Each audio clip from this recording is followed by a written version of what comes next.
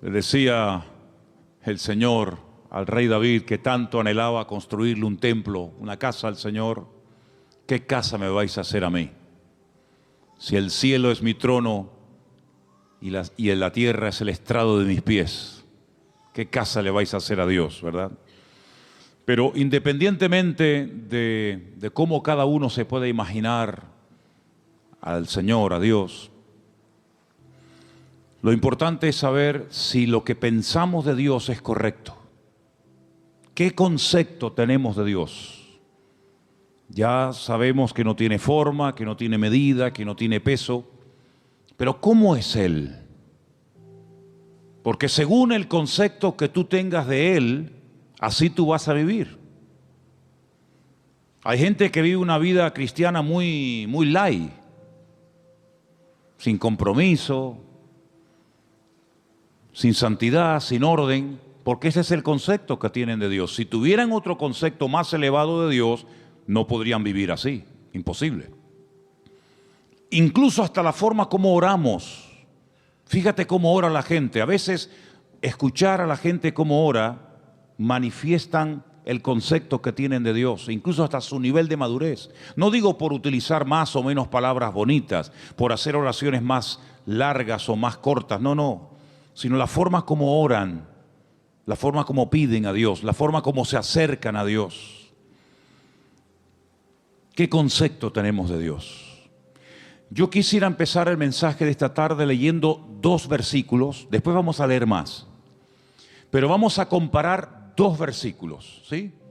El primero se encuentra en el libro de Deuteronomio, capítulo 1, Deuteronomio capítulo 1, y el otro se encuentra en el Salmo 106, versículo 8. Repito, Deuteronomio 1, 26 y Salmo 106, versículo 8. Hay un momento, y en esta semana hablábamos un poquito acerca de la aparente contradicción que existe cuando el Antiguo Testamento, cuando la Torá habla acerca del tema de los espías, mejor dicho, los exploradores, porque no eran espías, eran exploradores, que si Moisés los mandó, que si Dios le dijo que los mandara, que si fue una iniciativa del pueblo. Ya hemos hablado un poquito acerca de esta semana, Anderson y yo estuvimos hablando, aclarando que los acontecimientos que se relatan no están siempre en orden cronológico, ¿verdad? Entonces parece como que un texto a veces como contradice al otro. Es como cuando, por ejemplo, lees 1 Samuel y da la impresión de que Saúl nunca había visto a David, y después resulta de que otro pasaje parece como que sí lo conocía. Entonces, bueno, ¿qué pasa? ¿Lo conocía o no lo conocía? Y hay muchos acontecimientos en la Biblia que se relatan, pero no se cuentan necesariamente en orden cronológico.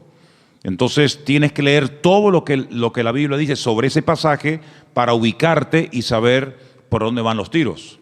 Hay un momento en el que uno de cada tribu, es decir, 12 personas, suben a la tierra de Canaán mientras el pueblo espera en el desierto. Dice que van a reconocer la tierra, si no van como espías. El espía no se deja ver, el espía no quiere que lo vean. Espías fueron lo que mandó Josué a la ciudad de Jericó previamente antes de atacarla, pero ellos no van escondidos, ellos van a cara descubierta. Ellos entran por las ciudades, van por los valles, cogen fruto de la tierra, y cuando regresan, claro, el pueblo está esperando, subimos, no subimos, ¿cómo es la tierra? ¿Tiene ríos, no tiene ríos? ¿Es grande, está habitada? ¿Cómo es la tierra? El informe que trajeron fue terrible, terrible. Y de los 12 que fueron, 10 como que se pusieron de acuerdo, tú. 10 trajeron un informe tan negativo que a más de 1,000,000 y pico de personas los hundieron en la miseria. Dice que estuvieron toda la noche llorando. Qué pesimismo contagió a aquella gente al pueblo, terrible, tremendo. ¿Sabes que ese día, se calcula, ¿no? Ese día era el Tisha B'Av, era el día 9 del mes Av. A veces coincide en agosto, a veces coincide ese mes, ese día en julio, depende. Y las peores desgracias, todas las desgracias, las peores catástrofes que le han ocurrido al pueblo de Israel, todas han ocurrido el día Tisha B'Av, el día 9 del mes Av. Todas.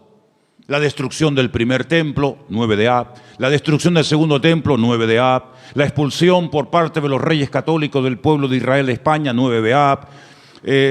La firma de la eliminación total y absoluta de los judíos en Europa a través del régimen del Tercer Reich nazi, el día 9 de Av, etcétera, etcétera, etcétera.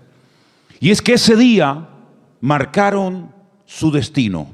Lloraron sin causa y a lo largo de la historia el Señor les daría motivos para que lloraran con razón. El día 9 de Av. Por eso es un día triste, es un día en el que se esperan siempre todos los años en Israel que pueda ocurrir cualquier cosa.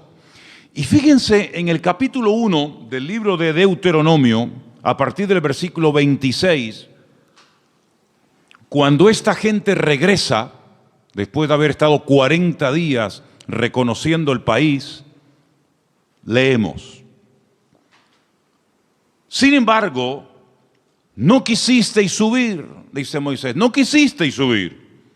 Antes fuisteis rebeldes al mandato del Señor vuestro Dios. Fíjate, no dice no quisisteis entrar, no, que lo podía haber dicho. Dice, no quisisteis subir. Había que subir de nivel espiritual para poder tomar posesión de la tierra del Señor. No quisisteis subir, no quisisteis madurar. Os habíais estancado, os habíais quedado acomodados a la vida del desierto. Y ahora hay que subir, amigo. Y no solamente en el sentido físico, sino también en el nivel espiritual para tomar posesión y para alcanzar ciertas y determinadas alturas espirituales. Uno tiene que subir, uno tiene que crecer. Y si no subes y si no creces, te pierdes la bendición. Y dice la Biblia que no quisieron subir.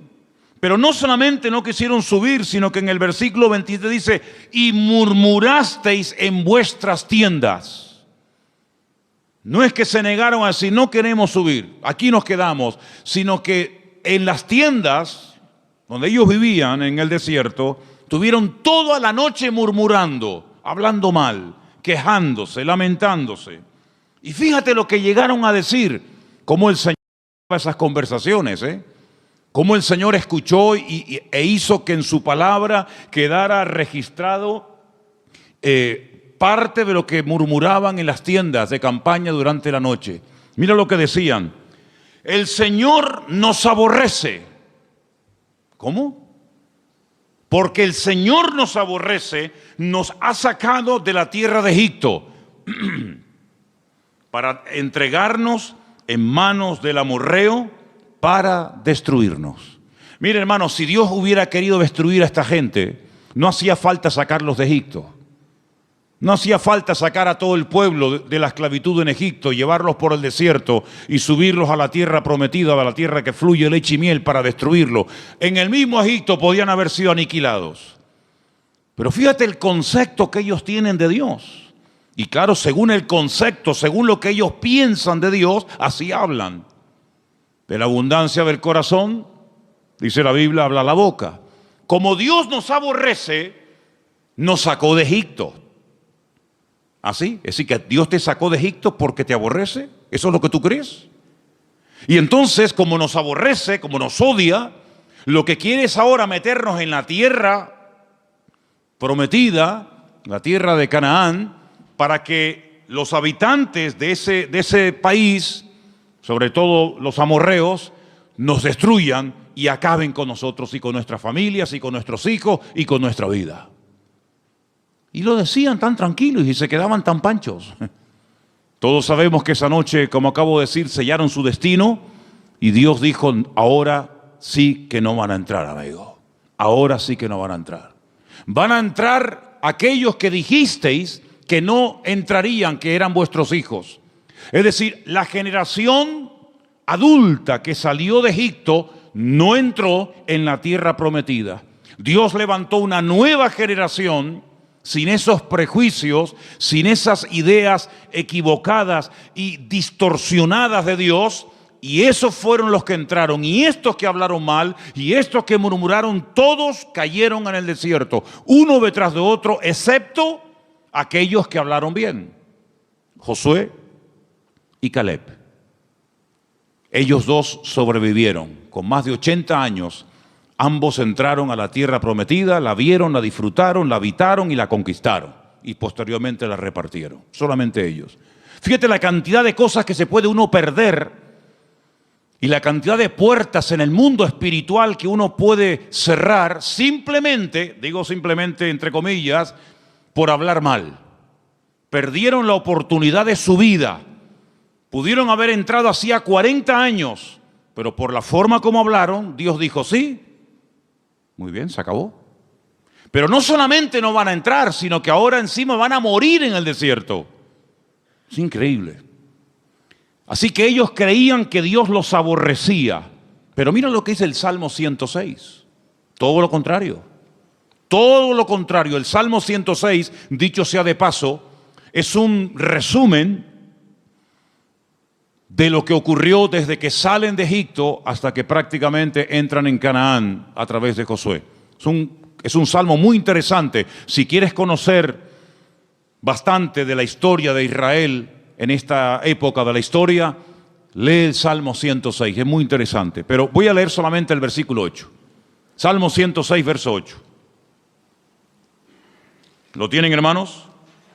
Dice, pero Él los salvó por amor de su nombre, para hacer para hacer notorio su poder. Si comparamos lo que dice Deuteronomio, y lo que decía el pueblo, y lo que el Señor dice a través del Salmo 106, no tiene nada que ver una cosa con otra. En un pasaje dice, Dios nos sacó de Egipto porque nos odia, porque nos aborrece, y lo que quiere es aniquilarnos y destruirnos. Y el Salmo 106 lo que dice es que la razón principal por la cual el Señor sacó al pueblo de Israel de la esclavitud en Egipto es por amor. No porque los aborrecía, sino por amor. Yo pregunto, de las dos opiniones, la del pueblo y la de Dios, ¿cuál será la correcta? ¿Quién dijo la verdad? Evidentemente el Señor. ¿Quién se equivocó? ¿Quién habló mal? El pueblo. ¿Quién pagó las consecuencias de hablar mal? El pueblo. ¿Quién perdió la bendición? El pueblo. ¿Y tú crees que a nosotros no nos puede pasar hoy en día lo mismo? ¿Crees que esto solamente es algo que le pasaba a ellos en el Antiguo Testamento, pero que hoy en día da igual cómo hablemos, si nos quejamos o damos gracias al Señor? Si somos personas con una actitud, digamos, de agradecimiento y de gratitud, o estamos todo el santo día lamentándonos, que da igual. No te confundas, hermano. ¿Cuántas personas, incluso que van por la vida llamándose creyentes, se pueden llegar a perder tremendas bendiciones del Señor por la forma como hablan? Porque la forma como hablan manifiesta el concepto distorsionado o equivocado que pueden llegar a tener de Dios. Si tú crees que Dios no te ama, si tú crees que Dios es injusto contigo, si tú en lo profundo de tu corazón crees que el Señor no es tan bueno como dicen algunos, si tú en lo más profundo de tu corazón crees que Dios contigo no ha sido todo lo bueno que tú esperabas, tú vas a vivir así.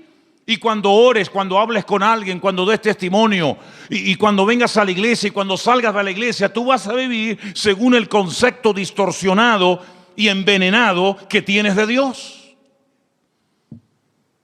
Pero el creyente que tiene claro que Dios nos ama, que Dios no es injusto, que Dios quiere lo mejor para mi vida, no se va a quejar, no se va a lamentar, tenga o no tenga. Se le abran las puertas que él creía que se le tenían que abrir o no se le abran nunca. Da igual. El que tiene claro cómo Dios es y cómo Dios, siendo un Dios de amor y de misericordia, pastorea y bendice y protege nuestra vida, va a vivir desde un punto de vista, pero completamente diferente a aquel que cree que Dios es injusto y que Dios es malo. ¿Cuántos dicen amén? ¿Qué concepto tú tienes de Dios? Hay gente que piensan que Dios es un Dios que continuamente está esperando que cometas la más mínima equivocación para darte el palo en la cabeza y castigarte. Incluso tal vez hoy en día no se use mucho esa expresión, pero yo recuerdo cuando era niño y me portaba mal, que era la mayoría de las veces, cuando me daba un golpe o me caía o me hacía una herida o algo, muchas veces mi madre y mi abuela y otros familiares me decían, eso te pasó porque Dios te castigó. Pero nunca decían que cuando salía algo bien es porque Dios te ama y te quiere bendecir. Eso no. Pero cuando te pasaba algo malo, Dios te castigó. Y si no, pórtate bien y ya verás cómo no te hubiera pasado. Porque es el concepto que mucha gente tiene de Dios. Que Dios está con el garrote en la mano esperando que cometas la más mínima equivocación para castigarte. Porque tienen el concepto de un Dios castigador. De un Dios vengativo, de un Dios que no pasa ni una, de un Dios que aquí te pillo y aquí te mato. Y así viven, asustados, amedrentados, tratando siempre de buscarse la vida, tratando siempre, ¿verdad?, de abrirse camino a ellos mismos, porque creen que ellos se pueden pastorear a sí mismos mejor que lo que Dios nos puede pastorear a nosotros. ¿Qué te parece, amigo? ¿Qué concepto tú tienes de Dios? ¿Sabes? Comencé a buscar en la Biblia algunas personas que hablaron y describieron a Dios. Y me quedé muy sorprendido, porque hay pasajes extraordinarios en la Biblia donde vemos el concepto que algunas personas tenían acerca de Dios. Y vamos ahora a hacer un viaje por el libro del profeta Daniel, libro que está lleno de declaraciones de personas, vamos a decir, no muy creyentes que digamos, pero que cuando les tocó hablar y describir la figura de Dios, nos quedamos con la boca abierta del concepto que ellos tenían de Dios. Vamos, por ejemplo, a Daniel, capítulo 2, a partir del verso 46.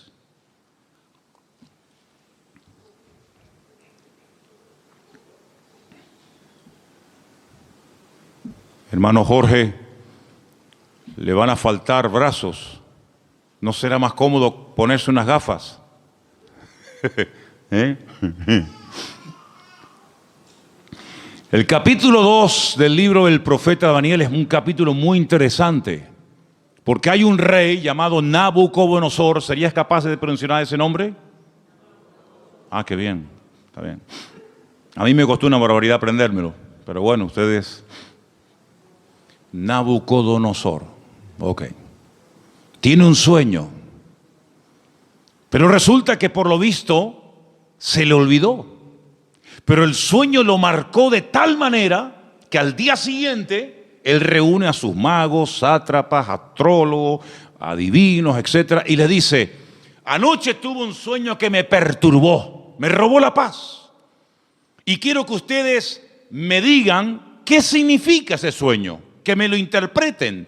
Y claro, todos los que estaban allí le dijeron: sí, oh rey, dinos, cuéntanos el sueño y nosotros te diremos lo que significa. Y le dice el rey: es que lo he olvidado, no me acuerdo lo que soñé.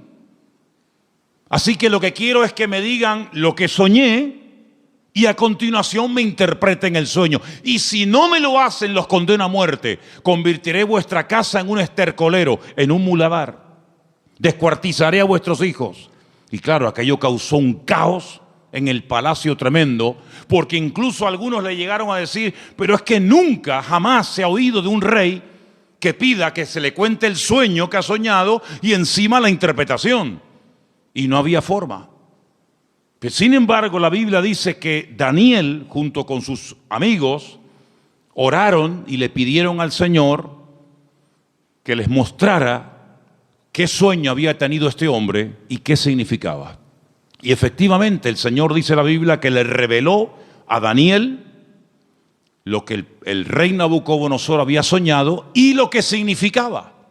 Y cuando llega Daniel a la presencia del rey Nabucodonosor, pues le dice, mira, lo que tú has dicho, ningún hombre te lo puede interpretar, nadie en esta vida, ni mago, ni astrólogo, ni sátrapa, ni adivino, jamás te lo podrá decir. Pero dice, pero hay un Dios en los cielos que revela los misterios a los hombres. Y en este caso Dios me ha escogido a mí para decirte que tú lo que soñaste es que vistes una estatua enorme de 4 materiales diferentes. Viste que la estatua tenía, o la imagen tenía una cabeza de oro. Ese eres tú, ese es tu imperio Babilonia. Pero luego después de ti se levantará otro imperio, y dice que vio el pecho y los brazos de plata, y le dice, serán el imperio de los medos persas que se unirán y formarán un segundo imperio. Pero caerá ese imperio con el paso del tiempo y se levantará un tercer imperio que será el de Alejandro Magno, los griegos, ¿verdad? Y por eso ve que el vientre y los muslos son de bronce, pero se levantará un cuarto imperio que hace referencia proféticamente al imperio romano y también en cierto sentido también un poco al reino del anticristo, representado por el hierro y por el barro, y le muestra que tiene 2 piernas y 10 dedos. Y claro, Nabucodonosor, cuando oye aquello, se queda sorprendido, porque dice, bueno, ¿y cómo este hombre puede saber lo que yo soñé? Esto es algo increíble, aunque no le diera la interpretación. El simple hecho de que este hombre haya recibido el sueño que yo tuve, ya me deja con la boca abierta. Pero si encima me dice lo que esto significa, entonces ya esto es el máximo. Y efectivamente, el profeta Daniel se lo interpretó y le dijo, en fin, lo que iba a pasar a lo largo de la historia, los imperios, los que iban a caer, los que no iban a caer, quién iba a ser el primero, el segundo, el tercero, el cuarto, etcétera, etcétera. Y cuando termina de contarle el sueño con su correspondiente interpretación, en el capítulo 2, verso 46 del profeta Daniel, ahora habla al rey y dice, escucha, atento. Entonces el rey Nabucodonosor se postró sobre su rostro y se humilló ante Daniel. Esto es increíble. Y mandó que le ofreciesen presentes e incienso a Daniel. Y el rey habló a Daniel y le dijo, ciertamente el Dios vuestro es Dios de dioses y Señor de los reyes, y el que revela los misterios, pues pudiste revelar este misterio. ¿Cuántos dicen amén?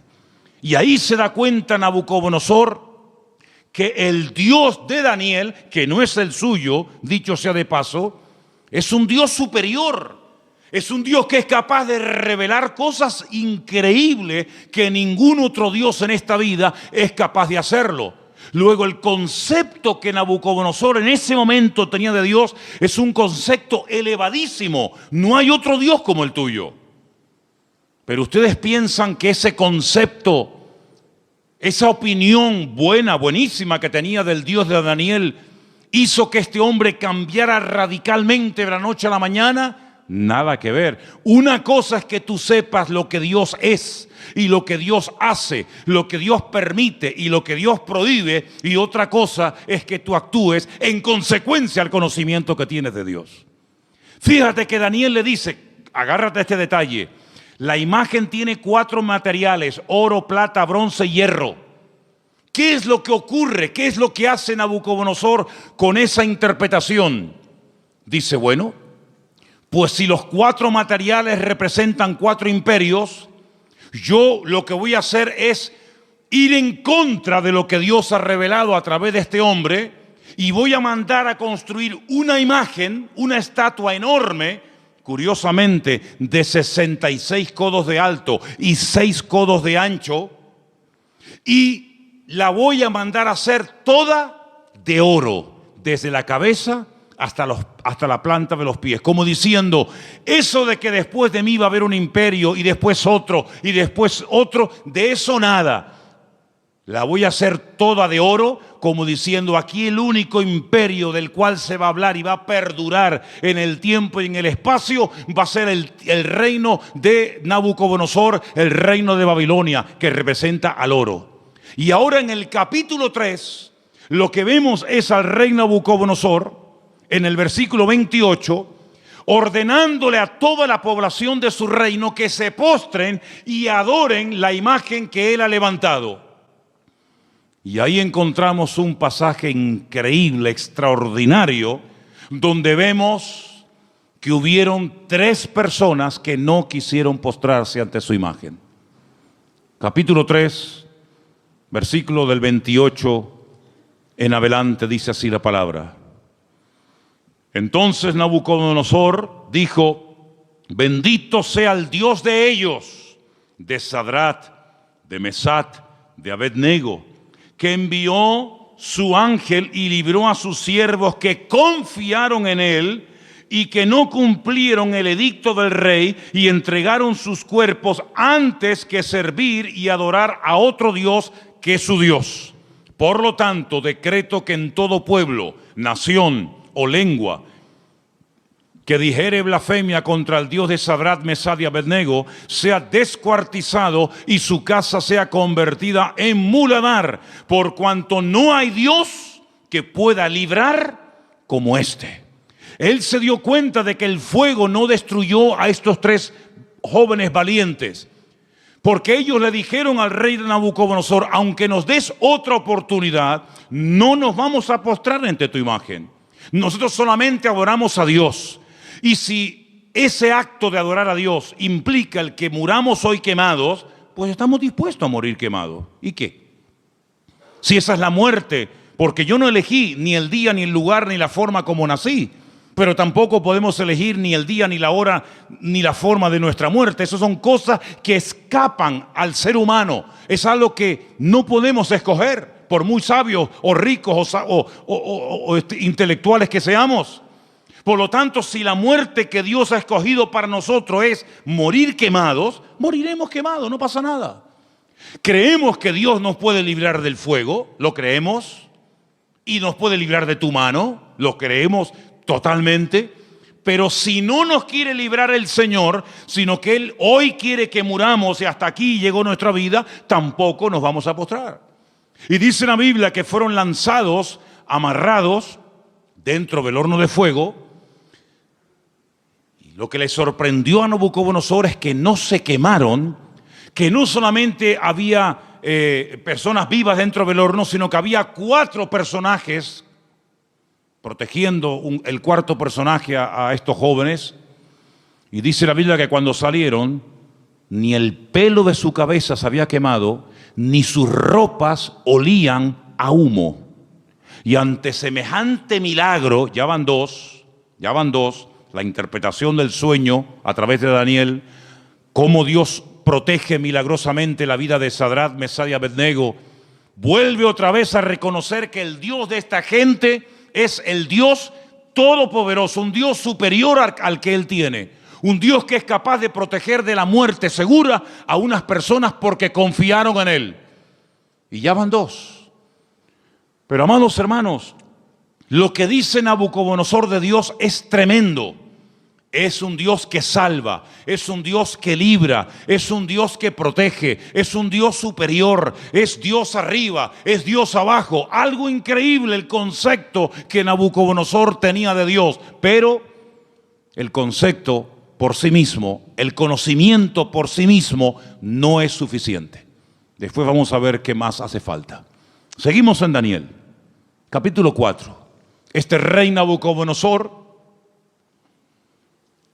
le da lugar a la soberbia, le da lugar al orgullo, a la arrogancia, paseándose por Babilonia, que era una joya en aquellos tiempos. Comienza a presumir de su ciudad, de sus jardines, de sus conquistas, de sus palacios. Y la Biblia nos enseña que este hombre entra en un periodo de locura totalmente. Pierde el sentido. Y la palabra de Dios dice que lo arrojan al monte. Vamos a leer en el versículo 33. En aquella hora se cumplió la palabra sobre Nabucodonosor. Fue echado de entre los hombres y comía hierba como los bueyes. Su cuerpo se mojaba con el rocío del cielo, y hasta que su pelo creció como plumas de águila y sus uñas como las de las aves. Mas al fin del tiempo yo, Nabucodonosor, alcé mis ojos al cielo y mi razón me fue devuelta, y bendije al Altísimo y alabé y glorifiqué al que vive para siempre, cuyo dominio es sempiterno y su reino por todas las edades. Todos los habitantes de la tierra son considerados como nada, y Él hace según su voluntad en el ejército del cielo y en los habitantes de la tierra, y no hay quien detenga su mano y que alguien le diga: ¿qué haces? En este mismo tiempo mi razón me fue devuelta, y la majestad de mi reino, mi dignidad, mi grandeza volvieron a mí. Y mis gobernadores y mis consejeros me buscaron, y fui restablecido en mi reino, y mayor grandeza me fue añadida. Ahora yo, Nabucodonosor, alabo, engrandezco y glorifico al Dios del cielo, porque todas sus obras son verdaderas y sus caminos justos, y Él puede humillar a los que andan con soberbia. ¿Cuántos dicen amén? Si las palabras que Nabucodonosor habla de Dios, luego sus acciones son otra cosa. Lo que hace es otra cosa diferente. Pero cuando habla de Dios, son maravillas. Son cosas tremendas, preciosas. Lo alaba, lo bendice, lo glorifica, lo levanta en alto, lo reconoce. Y parece como que ya Nabucodonosor ha cambiado y tiene claras las ideas, pero ni aún así, hermanos, ni aún así. Pero lo que estamos hablando en esta tarde es el concepto que tenía Nabucodonosor de Dios. Pero en el libro de Daniel aparecen otros reyes. Por ejemplo, hay un rey que es el rey Darío, el rey Ciro, que también aparece. Y en el capítulo 6, hay un momento en el que la envidia es tremenda, sobre todo contra Daniel, y lo quieren matar. Pero leí esta mañana algo que me llamó tanto la atención, porque dice que trataban de buscar algo en lo cual pillarlo en un fallo y decir: mira, pero no había manera. Quiero leerles en el capítulo 6, verso 4. Entonces los gobernadores y sátrapas buscaban ocasión para acusar a Daniel en lo relacionado al reino, mas no podían hallar ocasión alguna o falta, porque él era fiel y ningún vicio ni falta fue hallado en él. Me llamó la atención la palabra vicio. Daniel no tenía vicios. Dice: no podemos acusarlo de nada, no hay forma no hay forma. Pero entonces idearon un plan terrible y dice: entonces dijeron aquellos hombres: no hallaremos contra Daniel ocasión alguna para acusarle, si no la hallamos contra él en relación con la ley de su Dios. Y entonces, ¿saben lo que hacen? Convencen al rey Darío, para que promulgue una ley que no se puede revocar bajo ningún concepto, de que durante 30 días nadie puede elevar oraciones, plegarias o súplicas a ningún Dios, incluido el Dios de Daniel. Nadie puede orar durante 30 días. Era la única forma de que podían decir: mira, hay un hombre en tu reino que ha quebrantado la ley. Porque nosotros como creyentes, y creo que lo tenemos claro, tenemos que cumplir las leyes de los países donde vivamos, siempre y cuando no vayan en contra de la palabra de Dios. ¿Cuántos dicen amén? No es que por ser cristianos estamos exentos del cumplimiento de la ley, ni mucho menos, al contrario. Las autoridades, según Romanos capítulo 12, todas han sido puestas por Dios. Salga quien salga y gane quien gane. Te guste o no, el que salga es el que Dios ha permitido que gobierne.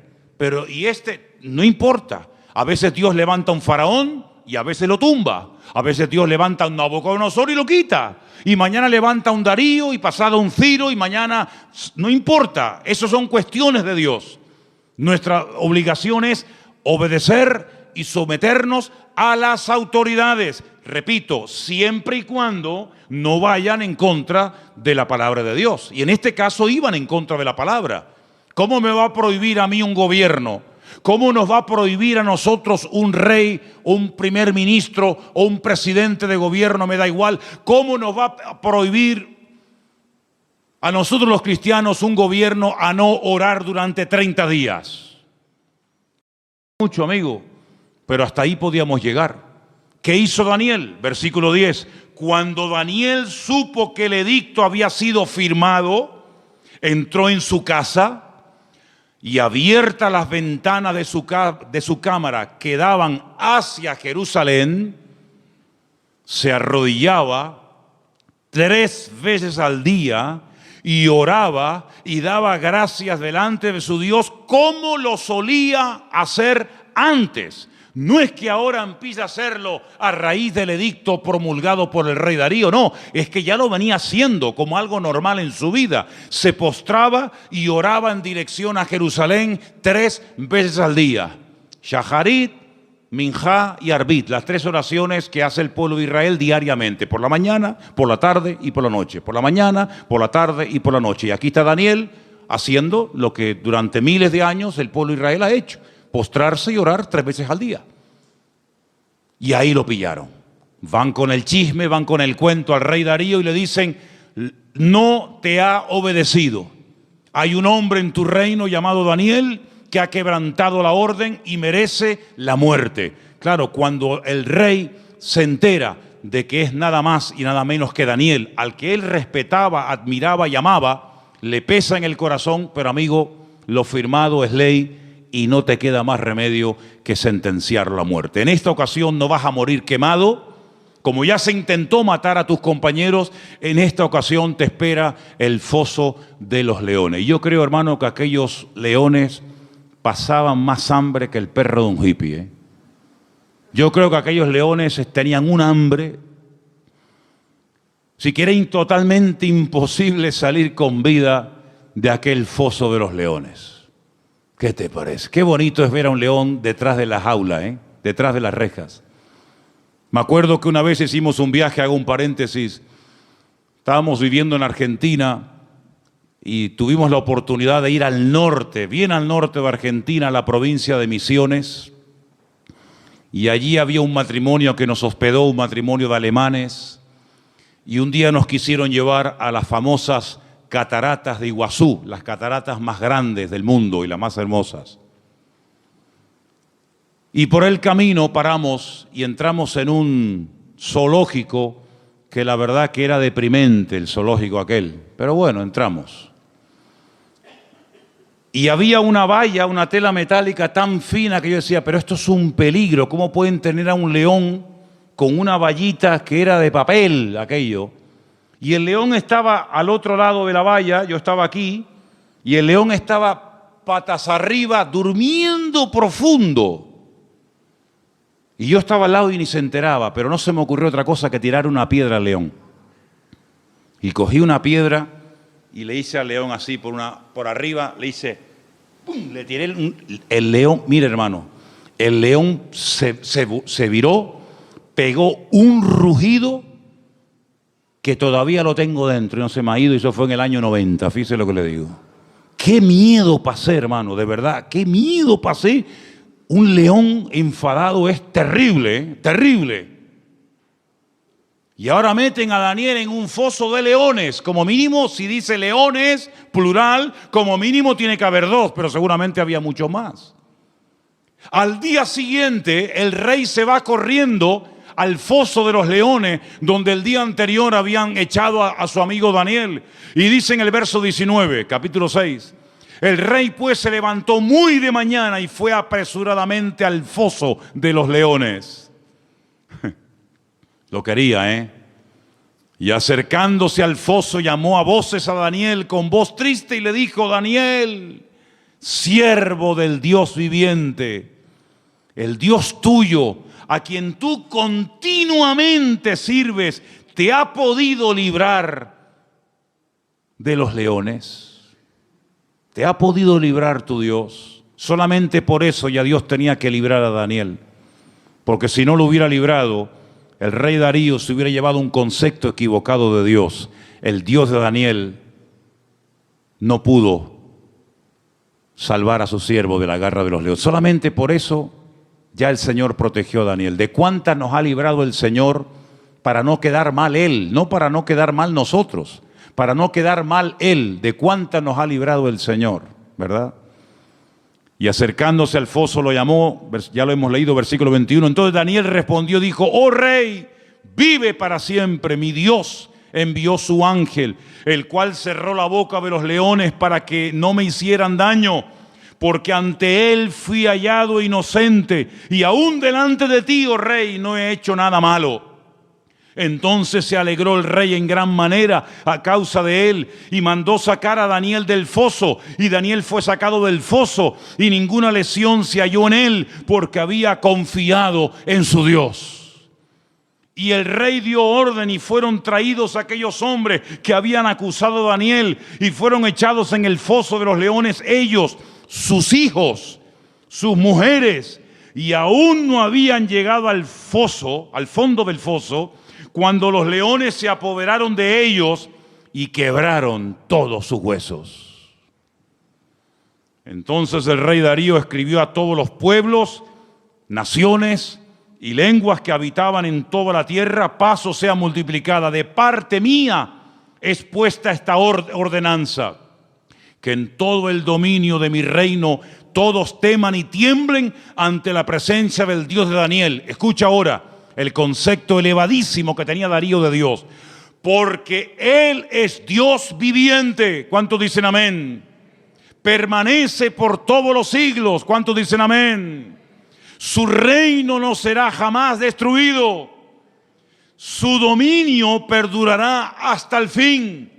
Él salva. ¿Cuántos dicen amén? Él libra. Hace señales y maravillas en el cielo y en la tierra. Él ha librado a Daniel del poder de los leones. Y Daniel prosperó durante el reinado de Darío y durante el reinado de Ciro el persa. Fíjate qué concepto, por aquel milagro, por aquella maravilla hecha por el Señor, proteger milagrosamente de la muerte, devorado por las fieras, por los leones a Daniel. Este hombre dice cosas tremendas que muchos cristianos cuestionan. Él dice: Dios salva, pero Dios libra, hace maravillas. Hay algunos cristianos que no creen que Dios hace maravillas. Hay algunos cristianos que incluso se han atrevido a publicar y a decir desde púlpitos y desde revistas y desde páginas web, etcétera, etcétera, que ya no existen milagros. Sin embargo, Darío no tenía ese concepto distorsionado de Dios. Darío decía: el Dios de Daniel salva, libra, hace señales en el cielo y en la tierra, protege, es un Dios todopoderoso. ¿Cuántos dicen amén? Si lo tenía Darío, ese concepto de Dios, ¿cuánto más tú y yo tenemos que tener ese concepto de nuestro Padre y de nuestro Dios? Todos estos pasajes que estamos viendo nos están descubriendo cómo es Dios a través de la óptica de, vamos a decir, de inconversos.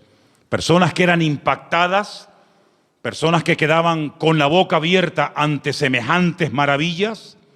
Pero hay un pasaje que encontré en el Nuevo Testamento, en el libro de los Hechos, que para mí es una de las mejores descripciones de Dios de toda la Biblia. Está en el libro de los Hechos, el capítulo 17.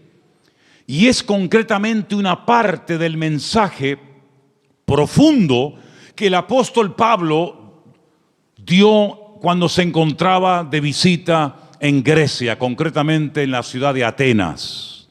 En el capítulo 17 del libro de los Hechos, a partir del verso 24, Pablo, hablándole a aquella gente allí en Grecia, dice, si quieren arrancamos desde el versículo 22, ¿vale? Hechos 17:22. Entonces Pablo, puesto en pie en medio del Areópago, dijo: varones atenienses, en todo observo que sois muy religiosos. Qué curioso cómo eran los griegos, ¿eh? Eran religiosos, eran hedonistas, deportistas, un culto al cuerpo tremendo. Es una sociedad muy parecida a la que vivimos nosotros hoy en día, ¿verdad? No eran ateos, eran muy religiosos. Dice: porque pasando y mirando vuestros santuarios, hallé también un altar en el cual estaba esta inscripción: al Dios no conocido. Tenían un altar donde no había ningún Dios, pero habían puesto una inscripción, una placa que decía esto: al Dios no conocido, al que vosotros adoráis sin conocerle. Y ese es el Dios que yo vengo a anunciar. Y Pablo dice, verso 24, escucha ahora: el Dios que hizo el mundo y todas las cosas que en él hay. ¿Puede decir amén a esto? Es un Dios creador, el que creó el mundo. Es decir, no se creó solo. Vino una explosión y a través de una serie infinita de coincidencias apareció en su lugar, tal y como las conocemos hoy en día, lo que llamamos sol, luna, plantas, árboles, animales, planetas, etcétera, etcétera. No es así. Es el Dios creador que ha puesto todo en su sitio, que le ha dado color, forma y diseño. Es el Dios todopoderoso. Y sigue diciendo: siendo Señor del cielo y de la tierra. La palabra Señor, sabéis que es la palabra amo. Siendo el dueño, el propietario de lo que hay arriba y abajo, no habita en templos hechos por manos humanas. Solamente de este versículo hay tanta enseñanza, tanta profundidad de conceptos que podríamos echarnos horas. Porque lo primero que está diciendo es: nosotros no salimos de la nada. Nosotros no somos producto de un proceso evolutivo, sino somos creación de Dios. Y ese Dios que es el dueño ha decidido no vivir en templos. ¿Qué les está diciendo los atenienses? Que vuestros templos no pueden contener su persona, su presencia, porque Él ha tomado unilateralmente la decisión de no vivir en templos. Luego les está tirando por tierra toda su religiosidad. Y sigue diciendo: ni es honrado por manos de hombres, como si necesitase algo, pues Él es quien da a todos vida y aliento y todas las cosas. Es la existencia misma. Es el que hace que las cosas existan. Es el que transmite vida. Es el que hace que todo funcione perfectamente. Es el que hace que haya estaciones. Es el que hace que soplen los vientos de un lugar y se vayan por otro. Es el que hace que el sol cada mañana salga del mismo lado hace miles de años y se oculte por el mismo lado. Es el que hace que la tierra gire siempre en la misma dirección y a la misma velocidad. No es un Dios que hoy en día dice: no, que no se mueva, ahora que se mueva. Es un Dios que tiene un control absoluto de la creación. No ha perdido el control. No se le ha vuelto en contra la creación. Él da vida. Y si Él no diera la vida, nada funcionaría. Porque el hombre puede alargar y puede cortar la vida, pero no puede crearla, no puede diseñarla. Y Él está hablando de un Dios que da la vida, un Dios que ha formado, un Dios que ha creado, etcétera, etcétera. Y sigue diciendo: de una sangre ha hecho todo el linaje de los hombres. Está hablando de Adán. De él vienen todos, de él venimos todos. Para que habiten sobre toda la faz de la tierra, y les ha prefijado el orden de los tiempos y los límites de su habitación. Esto es impresionante lo que está diciendo Pablo aquí. Él es el que ha dado límite, ha puesto tiempos. ¿Cuánto tiene que vivir un elefante? ¿Cuánto tiene que vivir un loro? ¿Cuánto tiene que vivir el hombre? ¿Cuánto tiene que vivir? Él ha puesto límites, Él ha puesto tiempos.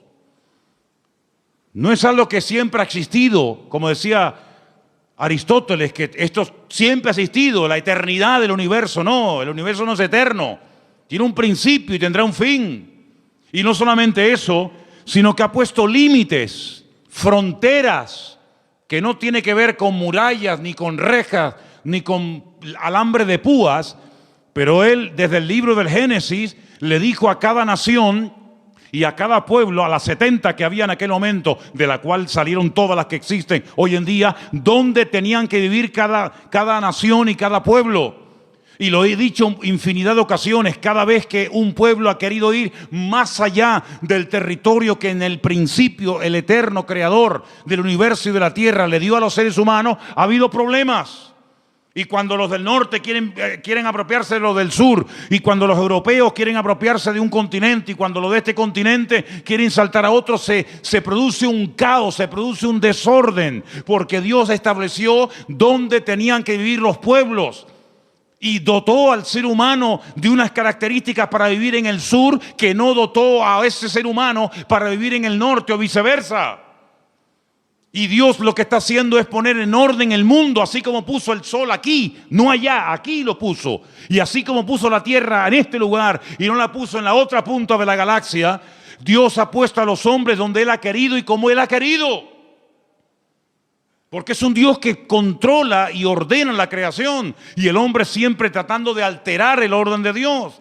Dice, para que busquen a Dios, si en alguna manera palpando puedan hallarle, aunque ciertamente no está lejos de cada uno de vosotros. Porque en Él vivimos y nos movemos y somos. Eso es increíble, ese concepto. En Él vivimos, nos movemos y somos, como algunos de vuestros propios poetas también han dicho, porque linaje suyo somos. Siendo pues linaje de Dios, no debemos pensar que la divinidad sea semejante a oro, plata, piedra, esculturas de arte, imágenes de hombre. Pero Dios, escucha, Dios, habiendo pasado por alto los tiempos de esta ignorancia, ahora manda a todos los hombres en todo lugar que se arrepientan. A todos, absolutamente a todos. Por cuanto ha establecido un día, por el cual juzgará al mundo con justicia por aquel varón a quien designó. Está hablando del Señor Jesús, dando fe a todos con haberle levantado de los muertos. Y ahí ya se rompió la armonía, porque cuando oyeron de lo de la resurrección, eso era algo que no les cabía en la cabeza, y ahí le dijeron, bueno, ya te escucharemos en otra ocasión, en otro día, en otro momento. El concepto que Pablo tenía de Dios era un concepto no distorsionado, no equivocado ni envenenado, sino era un concepto correcto y exacto. Y la pregunta que tenemos que volver a hacer nosotros en el día de hoy, ¿qué concepto tenemos nosotros de Dios? ¿Cómo tratamos a Dios? Muchas veces le decimos a Dios cómo nos tiene que tratar a nosotros. Pero la pregunta es, ¿cómo estamos nosotros tratando a Dios? Queremos que Él nos sane cuando estamos enfermos. Queremos que Él supla nuestras necesidades cuando necesitamos que sean suplidas. Queremos que nos haga compañía cuando nos sentimos solos. Queremos que nos dé trabajo cuando nos falta. Queremos que nuestros hijos estén sanos y robustos y con trabajos y bien. Todo eso está bien claro. Pero la pregunta es, ¿cómo tú estás tratando a Dios? Algunos ni se lo han planteado. Algunos viven en una ignorancia tan grande que lo único que les preocupa es el aquí y el ahora. Comamos y bebamos porque mañana moriremos. Ese es el eslogan de la sociedad y de muchas personas hoy en día. ¿Qué más da si hay cielo, si hay infierno, si mañana me muero o no me muero? Es el día de hoy lo que me preocupa. Ya mañana ya Dios dirá, ¿verdad? Para quedar bien. ¿Qué concepto tú tienes de Dios? Depende del concepto que tengas, estarás hablando de tu nivel de madurez Y así vivirás, y así hablarás, y así te comportarás con tus semejantes. Y cuando vamos a la palabra de Dios, vemos que ese Dios real, vivo y verdadero, que es el único que existe, que es uno, se ha dado a conocer de varias formas. Primero, a través de la creación. Vamos a un texto que nos va a leer nuestro hermano Luis. Romanos 1:20. Preste atención porque es un texto extraordinario a tener en cuenta. Romanos 1:10. 1:20, perdón. Porque las cosas invisibles de Él, su eterno poder y deidad, se hacen claramente visibles desde la creación del mundo, siendo entendidas por medio de las cosas hechas, de modo que no tienen excusa. Dios dice en su palabra que nadie tiene excusa para no creer en Dios. Algunos me han preguntado muchas veces, pero hay gente a la cual nunca se les ha hablado de Cristo. ¿Y eso qué significa? ¿Que no van a creer en Dios porque nadie les ha testificado, porque nadie los ha invitado a un culto, porque nadie les ha dado una Biblia, un Nuevo Testamento? Dice el Señor, y lo declara categóricamente en la palabra a través de la boca de Pablo, que a través de la creación el hombre puede llegar a la conclusión de que detrás de lo que vemos, detrás de lo creado, hay un creador. Detrás de este púlpito tuvo que haber alguien que lo hiciera. Este púlpito no se hizo solo. Imposible, imposible. Detrás de un coche tiene que haber un fabricante. Esas piezas tuvieron que ser diseñadas y puestas en ese lugar para que esa máquina funcione. El reloj que llevamos, el reloj que llevamos todos en la pulsera, en la muñeca.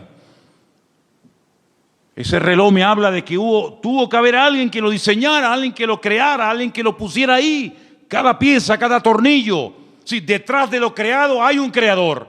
Y detrás de cada cosa creada hay un diseñador que le dio forma. Y Dios le ha dado forma a la humanidad. Dios le ha dado forma al mar. Dios le ha dado forma a las montañas. Dios le ha dado forma al universo. ¿Quién hizo eso? ¿Quién creó el mundo?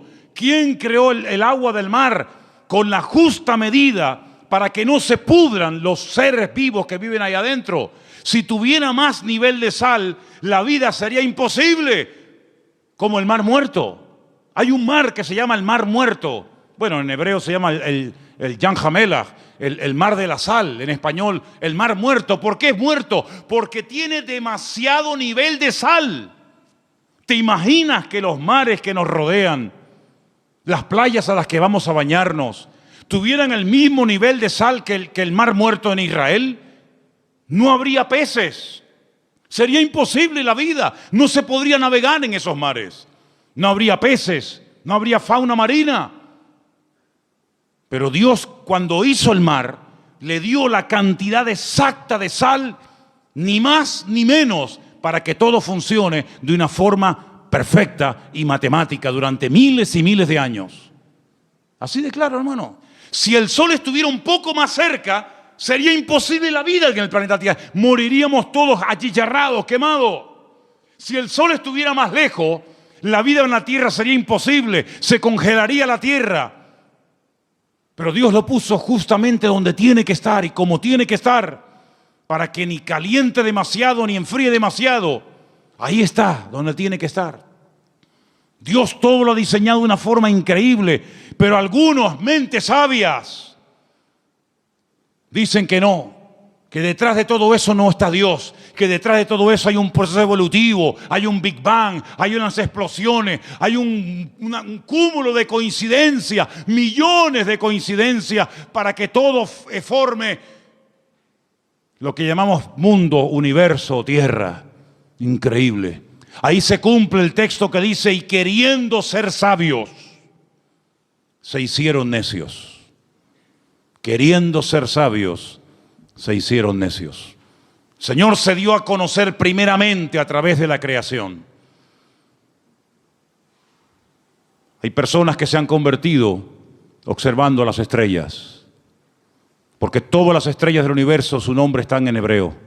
Y traduciendo el nombre de muchas de las estrellas, puedes conocer prácticamente toda la Biblia, Antiguo y Nuevo Testamento. Primera y segunda venida de Cristo. Ya sé que no es un método que hoy en día utiliza el Señor, pero hubo durante muchas generaciones y siglos, un sistema que le permitía al hombre leer, descifrar el mensaje de Dios en las estrellas. De ahí que el diablo después se levantara y creara o inventara la famosa astrología, tratando de manipular el universo, ¿verdad? Y tratando de decirle al hombre que esta estrella o aquella o la otra ejercía una influencia mejor o mayor o positiva o negativa sobre el carácter, la personalidad de la gente, y de ahí viene todo el sistema de horóscopos y toda esa historia. Pero hubo un momento en la historia en el que los hombres sabían interpretar y leer las estrellas. Y los magos de Oriente vinieron a Belén guiados por una estrella, no por una, sino por su estrella. Y se dieron cuenta de que las estrellas se habían alineado. Y cuando interpretaron y vieron Betulá y vieron Ari y vieron todas las estrellas, ellos dijeron: ha nacido el Mesías. Porque ellos supieron leer el mensaje, cosa que hoy en día pues ni se puede ver ni se puede interpretar. Y hay otro momento en el que Dios utilizó otro sistema. Y dice la Biblia en Hebreos, que también lo vamos a leer ahora, que Dios habló muchas veces, muchas formas y maneras distintas. Pero ahora ya ha hablado ya de la última forma que iba a hablar. Y quiero que escuchen este versículo. Es el último que vamos a leer. En Hebreos capítulo 1. A partir del versículo 1 en adelante dice así: Dios, habiendo hablado muchas veces y de muchas maneras en otro tiempo a los padres por los profetas, en esos postreros días nos ha hablado por el Hijo, a quien constituyó heredero de todo, y por quien asimismo hizo el universo, el cual, siendo el resplandor de su gloria y la imagen misma de su sustancia, y quien sustenta todas las cosas con la palabra de su poder, habiendo efectuado la purificación de nuestros pecados por medio de sí mismo, se sentó a la diestra de la majestad en las alturas, hecho tanto superior a los ángeles, cuando heredó más excelente nombre que ellos. Si Dios habló muchas veces y de muchas formas diferentes, dice en el pasado, dice, pero en los últimos tiempos Dios decidió hablar ya contundente y claramente, y lo hizo a través del Señor Jesús, a través de su amado Hijo. Eso es lo que dice la palabra. Así que si no te sirve la creación, Dios se reveló en su palabra. Si no te gusta leer la Biblia o no la conoces, Dios te habló a través de Jesús. Pero no hay excusa, no hay ninguna excusa.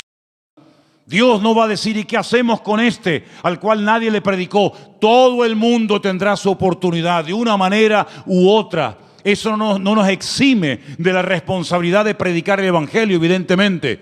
Pero les puedo asegurar, amados hermanos, que el Señor no ha dejado su persona sin testimonio. Él ha dado testimonio de su existencia. Él ha dado testimonio de su poder. Él ha dado testimonio de que esto no es producto de la casualidad, sino es producto de la mano poderosa de Dios. ¿Cuántos dicen amén? Y para más Inri, si quieres creer en Dios, mírate a ti mismo. Mírate tú, porque viéndote a ti, no me queda más remedio que creer en Dios. Alguien le dijo una vez a una persona: demuéstrame que Dios existe. Dice: mírate a ti mismo. Viéndote a ti, tengo que reconocer que Dios tiene que existir. Porque ¿de dónde saliste tú? No de mis padres, y los tuyos, y tus padres, y de los suyos, y ellos. Y cuando seguimos hacia atrás, llegamos a un momento en el que nos damos cuenta de que la humanidad no es algo eterno, que siempre ha existido de eternidad a eternidad, sino que hubo un punto de partida, hubo un primer habitante, como habrá un último. Y de generación en generación, el hombre mirando hacia sí mismo puede ver el diseño perfecto de su cuerpo, cómo todo funciona con una armonía extraordinaria. Y todo eso nos habla de un diseñador, de un creador y de un Dios todopoderoso. Ahora, el que no quiere creer, ni viendo milagros va a creer. Ni viendo milagros va a creer, porque los milagros no se hacen para que la gente crea, sino que se hacen como evidencia de la manifestación del poder de Dios. Y quiero solamente recordarles que la lectura que se leyó esta tarde estaba basada en el libro de Esdras, ¿verdad? Capítulo 9. Cuando ellos vuelven del cautiverio en Babilonia, gracias al Señor, después de 70 años, llegan a Babilonia, llegan a Jerusalén, con la intención de hoy empezar de cero, reconstruir la ciudad, inaugurar otra vez el templo y bueno, hacer las cosas ahora bien. Y le llega la noticia al sacerdote Esdras y le dicen: tenemos que comentarte algo, aquí hay un problema muy grave y muy serio. A ver qué pasa. Resulta que los que han venido del cautiverio, muchos se casaron con mujeres inconversas, con paganas, con idólatras, y cuando han llegado aquí, se han unido a las mujeres del país y se han mezclado. Cuando oye esto, Esdras dice que se arrancó los pelos de la barba, se arrancó los pelos de la cabeza, se rasgó las vestiduras, se cubrió de polvo y ceniza, se tiró al suelo, empezó a suplicar misericordia y clemencia y piedad del Señor, porque dijo: otra vez, ¿qué creéis que este momento, este alivio momentáneo que el Señor nos ha dado, este pequeño remanente que somos en el día de hoy, es porque somos buenos y nos lo hemos merecido? No, ha sido por la misericordia del Señor. Pero ¿cómo volvéis otra vez a hacer lo mismo que hacíamos hace 70 años? Desobedecer al Señor. Es decir, el concepto que Esdras tenía de Dios era muy claro. Él sabía que el pecado trae consecuencias. El pecado se perdona siempre que hay arrepentimiento, siempre, no te quepa la menor duda. Pero en algunas ocasiones, no todas, pero en algunas ocasiones el pecado, la desobediencia, el desorden trae consecuencias a corto y a largo plazo. Y este hombre se pone a orar, todo el capítulo 9, léanlo, es una maravilla. Todo el capítulo 9 de Esdras es una oración enorme, donde este hombre dice: no habéis aprendido del pasado, volvéis otra vez a cometer lo mismo que hace 70 años atrás. ¿No os dais cuenta que esta fue una de las causas por las cuales fuimos atacados y destruidos y humillados? ¿No os dais cuenta del precio elevadísimo que se tuvo que pagar por haber desobedecido al Señor? Volvéis otra vez a las andadas. Pero ¿saben qué, hermanos? Somos así. ¿Cuántos vuelven al vómito otra vez? ¿Cuántos están un tiempo tranquilos, libres, en paz, bendecidos? Y cuando te das cuenta, otra vez volvió a las andadas. Como el pueblo de Israel, exactamente igual, al que muchos lo critican y lo cuestionan, pero el corazón del ser humano es el mismo. Da igual si es judío, si es gentil, si es americano, si es europeo, da igual. No terminamos de aprender, no terminamos de interiorizar la gran verdad de que Dios es un Dios santo.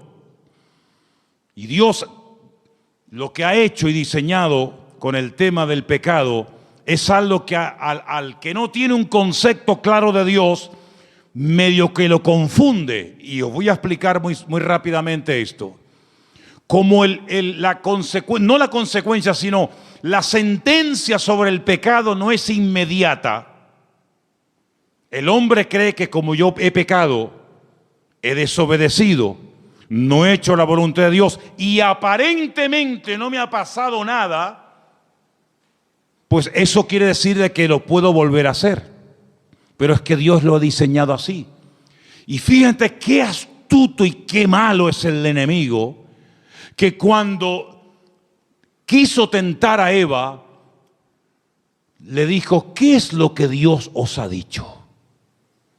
Que no podemos comer, porque el día, subrayo, el día que comamos, moriremos.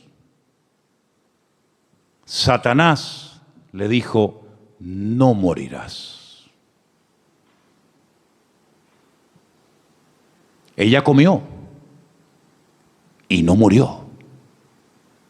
Y como que Satanás se le quedó mirando y le dijo: yo te lo dije, ¿te has muerto? Tócate, estás viva, No has muerto. Dios te engañó. Ella no entendía lo que era morir. Es el primer pasaje de la Biblia donde te das cuenta que un concepto equivocado y distorsionado de la persona de Dios te hace creer mentiras, y las mentiras te esclavizan y te condicionan la vida. Ahí puedes ver que el hombre es mucho más que un cuerpo. Es espíritu, es alma y es cuerpo. Sin embargo, cuando su marido come, se esconde de Dios, le da vergüenza hablar con Dios, y Dios lo confronta y le dice: ¿dónde estás? Como diciendo, ¿qué has hecho? ¿Qué te ha pasado? Él creía en Dios. Adán no se convirtió de creyente en ateo así en segundos. Él seguía siendo creyente, pero el concepto de Dios, el pecado lo distorsionó. Él creía en Dios, pero creía que podía esconderse de Dios y meterse en un lugar donde Dios no podía encontrarlo. Y el otro día hablamos acerca de dónde vamos a huir para escondernos de la presencia de Dios. ¿A dónde nos podemos esconder? Creía en Dios, pero estás creyendo equivocadamente.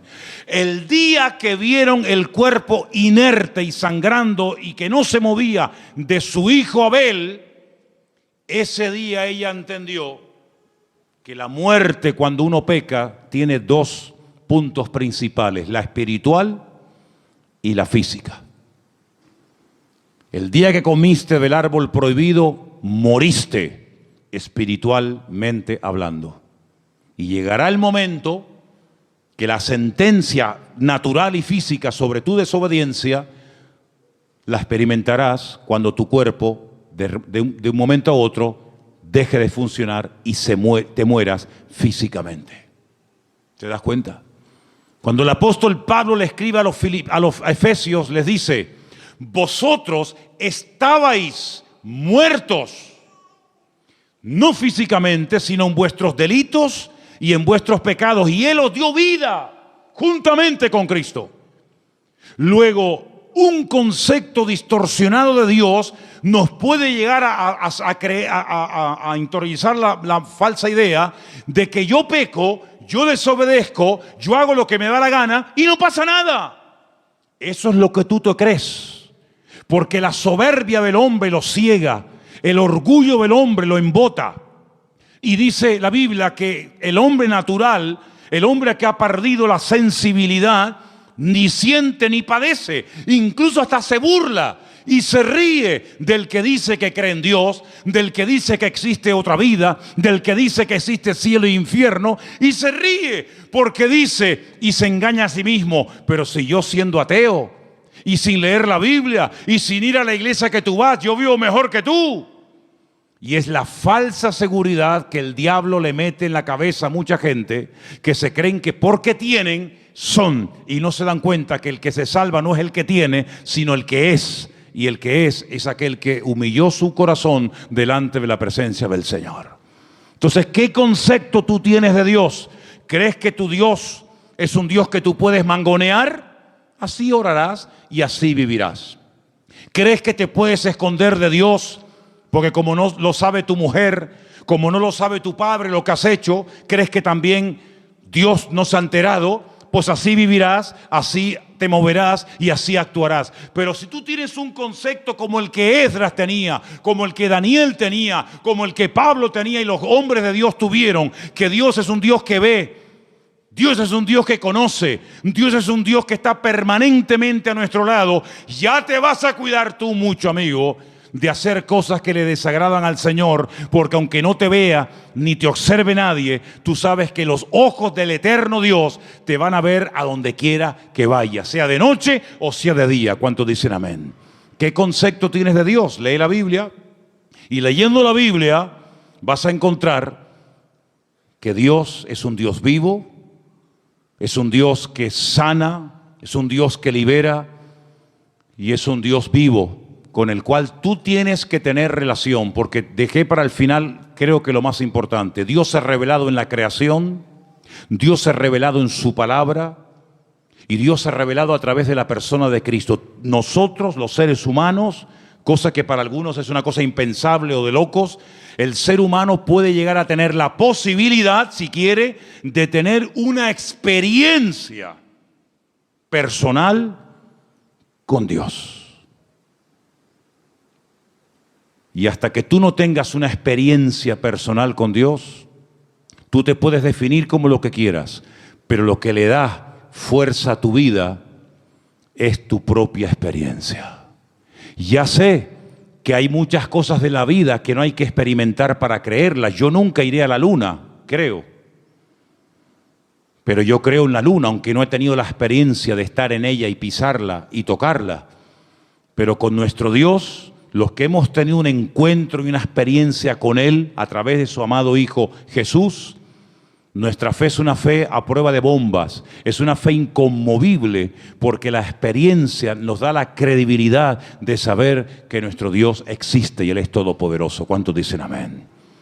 Cierra tus ojos ahí donde estás y pregúntate, ¿qué concepto tengo yo de ti, Señor? ¿Qué idea tengo yo de ti, Señor? ¿Te conozco realmente? ¿Conozco yo realmente al Señor? ¿Cómo hablo con Él? ¿Cómo vivo? ¿Cómo oro? ¿Cómo me comporto cuando me ven y cuando no me ve nadie? Y ahí donde estás, ora y habla con Él. Dile, Señor, en esta noche vengo delante de tu presencia, Dios mío.